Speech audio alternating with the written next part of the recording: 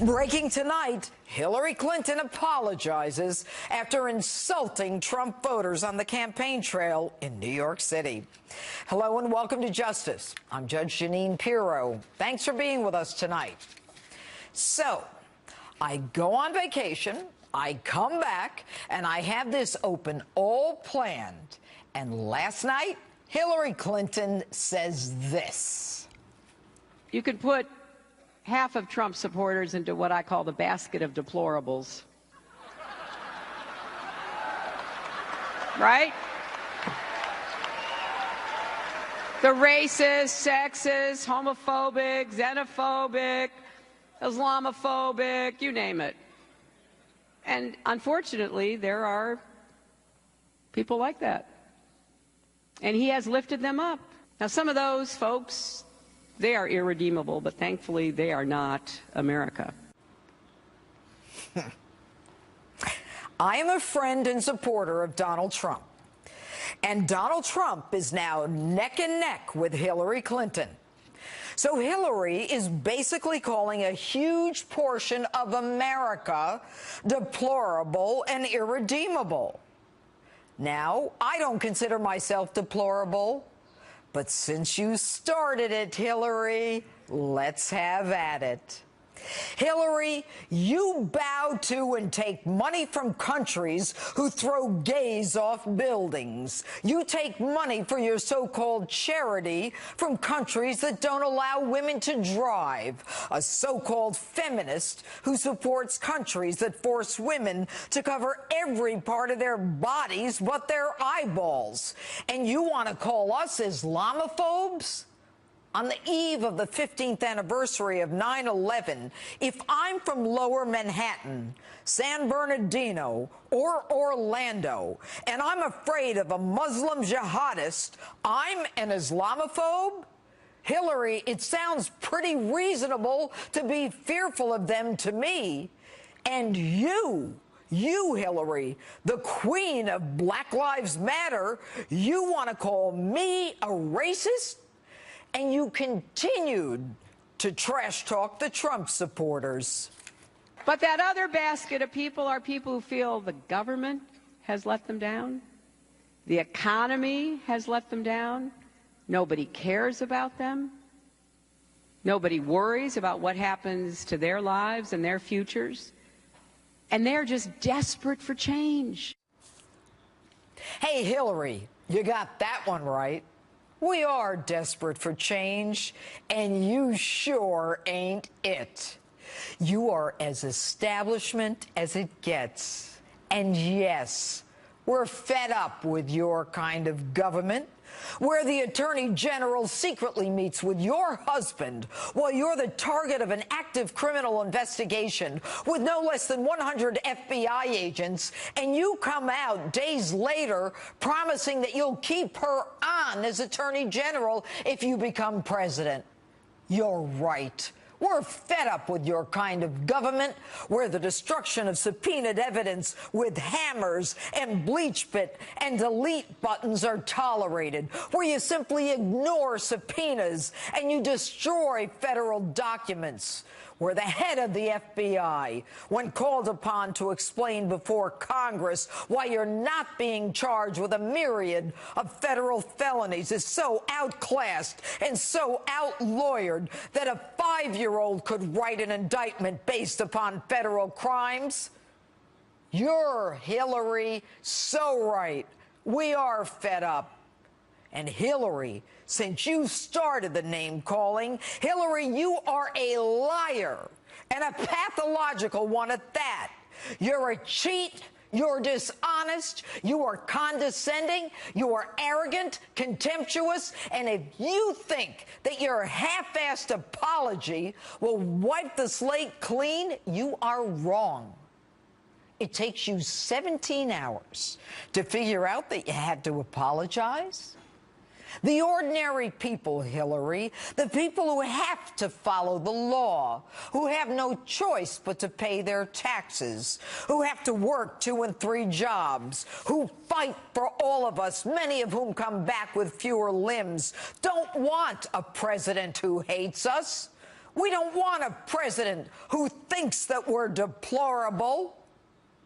And on this, the eve of the worst terror attack on this great nation's soil by Islamic terrorists, I can't trust a president who doesn't think that I'm worthy of being an American. And that's my open. Tell me what you think on my Facebook page or Twitter. Hashtag Judge Jeanine. And with me now, Democratic strategist and principal at the Dewey Square Group, Marianne Marsh. Marianne, in case you can't tell, I am infuriated. And I don't think it's funny. Welcome back, Judge. I don't think it's funny, Marianne. Was she off her game, or what's wrong with her? Well, I don't think she apologized, frankly. I thought when you look at her statement, she doubled down. And I think the very surprising thing about this is, Judge, everything she said last night, she has said weeks previously. She's given speeches about it. This is not the first time or the second time or the third time she's made these comments. She's said it throughout this campaign. I think the surprising thing here is it's the first time the Trump campaign has objected to it. That's the only thing that's different here. Okay, I'm objecting to it. You see, Marianne, they are neck and neck. And she says that you can put the Trump campaign into a basket, half of whom are deplorable, racist, sexist, misogynist, xenophobes, and the rest are just like losers. I am an American. I come from a family of veterans. And for her to suggest, when she's the one who claims she's a feminist and is taking all this cash, and her husband's taking all this cash from countries that don't even believe in women's rights, I mean, she's talking out of both sides of her mouth. And by the way, Marianne, while we're at it, and I'll give you a chance to talk, and thank you for saying welcome back, but I just read that FBI report. She said she had one BlackBerry for convenience. She had 13 BlackBerries and 5 iPads. Oh, come on. Aren't you embarrassed?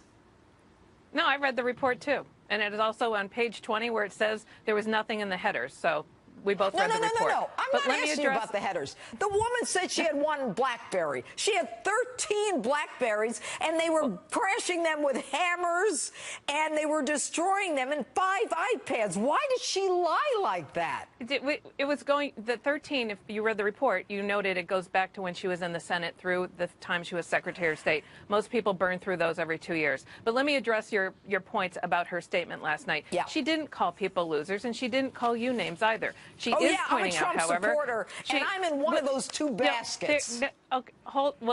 Well, if you put yourself in there, then I'm put surprised me in because them. I've never heard you say the things that she has discussed, which is she pointed out that there are people who are racist, who are Islamophobic, who are homophobic, who are xenophobic. Go down the list, and there are leaders of those groups, the alt-right, the white nationalists who have come out and endorsed her, endorsed Donald Trump. Are all the criminals on her side? Donald Trump.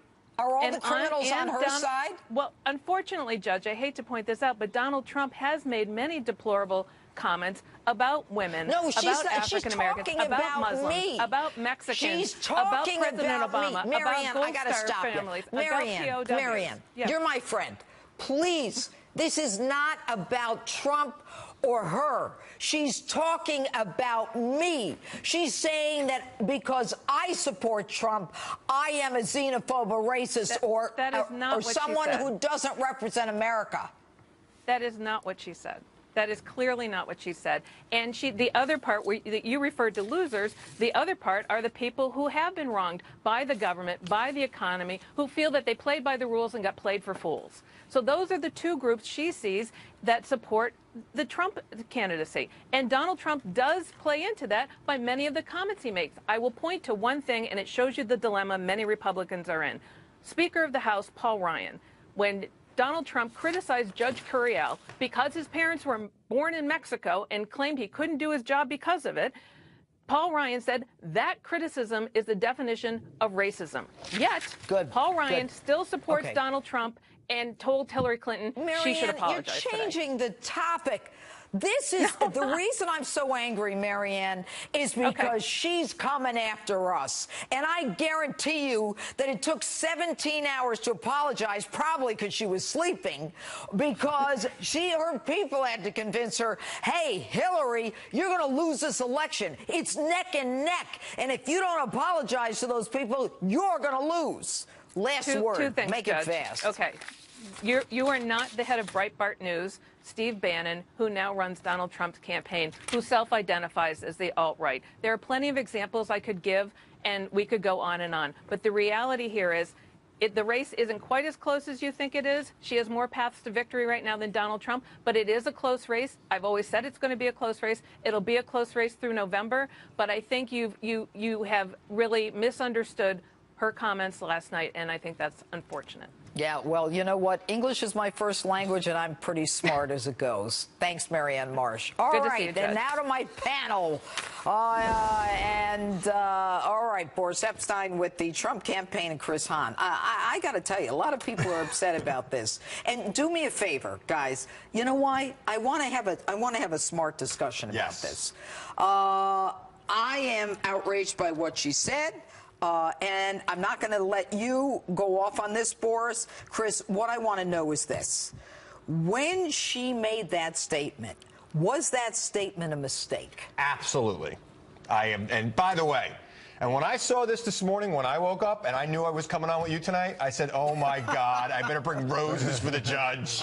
She is going to think this about her. Where's the roses? So on behalf of every Democrat pundit in America, Judge, it's okay. I don't think she was talking about you, and she should regret it. You should never talk about your opponent's supporters. What? You should talk about your opponent all you want. You know what that is? That's the Saul Alinsky approach, where you marginalize and demonize the enemy. Look, I mean, I've been accused. There are a lot of people who out there say, you know, all liberals are this or all conservatives are that. All of nothing is nothing. People are people, and people support a candidate for a variety of reasons. Some of them rational, some of them irrational, but all of them are based on something in their personal lives. And you can never take an attack out on a person's supporters. You say why you're the better candidate. You say why your opponent differs. Hurt her? I don't think so. You know why? And I've been saying this a lot because, and Boris, you'll agree with me, I don't think this election is about Hillary Clinton anymore. I think this election is a referendum on whether or not Donald Trump is fit to be president. I will not agree with that. Not anymore. I will absolutely not agree with that. Boris. So Hillary Clinton has been hated in public for over 25, 30 years. The public is just getting to know Donald Trump, and they don't hate him. They may disagree with things he said. For Donald Trump, it's words. For her, it's been actions, that she's been wrong in her actions, Secretary of State, but now it's words for her, too. This was disrespectful. It was deplorable, really, for her to say that. And here's the question. What else has she been saying in these fundraisers that we don't know about? You know this is how she truly feels. She's been hiding from the media for almost a year. What else has she said? What is truly in her mind? And now it's coming out. Okay, when you said that at the fundraisers, I had to reach out for some notes. Do you know, when you said that, I wanted to say, what else has she said, like, at some of these Wall Street events? Right. Like Goldman Sachs, when she gave these speeches. Did you know that this week Goldman Sachs put out a memo and said that no employees are allowed to give Donald Trump money? Goldman Sachs put out a memo? Wow. It was in the Wall Street Journal. You know who this really Are hurts you her with? kidding? This really hurts her with the Bernie Sanders voters. That's where it hurts the most. The Bernie Sanders voters who are disenfranchised, they feel that they've been wronged by the establishment. And this sort of statement on Wall Street at Cipriani's, which is very nice, and listen, God bless. Great. She wants to sip champagne cocktails with Barbara Streisand, but that's not what the American people in Ohio, I mean, the Florida, Bernie let me Sanders finish. thing. Remember we just talked about I know, but you've got 2 Ohio, minutes now. Florida, and Pennsylvania, that's not what the voters want. Okay, so now that she has said this, you know what? I am reminded of Mitt Romney, 47%. There was some truth to it, and he paid dearly for it. He did. All right? There's no truth to half the basket are the deplorables, and they are not America. I'm as America as you get. My father, was on a ship to Nagasaki. My grandfather stormed the beach in Normandy. I'm infuriated. I don't think it hurt Mitt Romney as bad as the media made it out to be. I think the election was pretty much set by that point in time. And I don't think that it hurt him. I think it played into a narrative that was continuing about him, that he was out of touch and that he thought people were beneath him. And that's why it hurt. And that's why this hurts her. But it plays she's into a narrative of seasoned aloof. politician. She's not. She's a terrible candidate. Look at her history I as a didn't say kid. she was a good one. I'm saying she's been through the ropes for 30 years. Yeah, well, two senatorial elections, which were, with all due respect to my good friend Rick Lazio, not the hardest elections. Then she got crushed in 08 by a freshman senator. Then she almost lost to a 74-year-old socialist in the She didn't primary. almost lose. And now, listen, the Democrats just a couple of weeks ago were talking about how, the Republican Party is going to give up on Donald Trump. Look where we are now. Look, leading in North Carolina, leading in Ohio, leading in This was Florida. a mistake. But you know what else was a mistake? Talking about how Putin's a great leader when he's a dictator. No, he didn't say he was a great leader. He said he was a leader. He said he was a better leader than the democratically elected president of this United States. That's a You pivot. know what? And you know what? I got to tell you. Oh, you know, I got to pivot. Give me that. Just talking about this all night. Let's talk about her health. Okay, I'm reading the FBI report. I come back from vacation. I'm all excited. I want to show everyone my pictures I can. It was wonderful. I can't show you pictures. Too much news. Anyway, what'd you say? Hamptons? No. Way far away. All right. Anyway, and so she says she can't remember half this stuff and whether or not she was informed about whether or not she should sign this or sign that because she had a concussion and then she had a brain clot and then she doesn't remember anything. Now she's got no stamina. She's got no events. Trump is like quadrupling her and doing more events than she has. The woman can't remember stuff. She's tripping. She's coughing. And Dr. Drew lost his job, I'm reading, because he said she's got health issues. Is she going to make it to election? Yes, she's going to make it. She's perfectly healthy. How do you know? Donald Trump's got to do events. It's all his campaign is. He doesn't have a ground game. He doesn't He doesn't need the ground game. Hold on, He absolutely does. And you're incorrect. We have a great ground game. Yeah, now they have a ground game. I don't care about the ground game. 12. I'm talking about the stamina. I want a president who's going to be working 18 hours a day. This woman was sleeping for 16 hours. That's why I took so long. We're going to talk about health. Let's get a real doctor to examine Donald Trump. I know he's friends with I know he's friends with Putin. I hope he doesn't do a shirtless horseback riding trip with him. You know what? You want to talk about Hillary? Because I want to see Isn't Hillary the one that did the reset button? Isn't Obama the one who said after the election, tell him that we'll have a conversation? And Bill Clinton made $500,000 for a 90-minute speech in Moscow. And by the way, Donald Trump has said, hey, Clinton, put out your health records. I'm putting out all mine. Well, I'd like to see him put out his health. He has put out his tax returns. What makes you think the guy's not well? The guy's like, he's nonstop. He's the Energizer Bunny. Yeah, complete dynamite. It's not. If you look at their schedules from August to now, she's doing events. The events she's doing fundraisers. that he's done. Huh? They're telling me they're pulling it up. She's raised $124 million in 1 month. What, from the foundation? What'd she do? Move the cash from here to here? Did they fly it in on a plane? To get rid of an investigation. Let's remember that. The Clintons have always been good at taking money. Don't talk about the foundation. Oh, you don't want to talk about the Trump Foundation. Yeah, right. I'll happily talk about it. There's no issue there whatsoever. No issue? No issue. The foundation keeps mistaking identity. Campaign had 12 events. Trump had between 25 and 36. And she had fundraisers with billionaires. And by the way, most of her events, they have to add walls because nobody shows up. His, they're blocks. And you know what? Crowd size do not equal votes. Yeah. Just ask Bernie Sanders. Well, that's only if dead people are voting. Oh, come on, Judge. You don't believe that. I do. I prosecuted those cases. Bernie Sanders went from 5% to 50%. He did pretty well. All right. Here's the bottom line. All right, well, everybody, that was a real free-for-all. I apologize. Boris Epstein, Chris Hahn. It's our first day back. This is my best. You were not as bad as on MSNBC. Donald Trump versus, all right, guys, shh. Donald Trump versus Hillary Clinton on national security. We've got a retired general and Trump supporter, Remo Butler. He's standing by to talk live about that and more. And later, the FBI says that Hillary's aides destroyed her BlackBerries with a hammer. So you know where I had to go with that one. And you can't miss this. So a judge walks into a hardware store with two brothers and buys a hammer. What's up? Street justice coming up. And you can't miss this. I put Hillary's methods to the test. See, I got a big hammer as justice rolls on.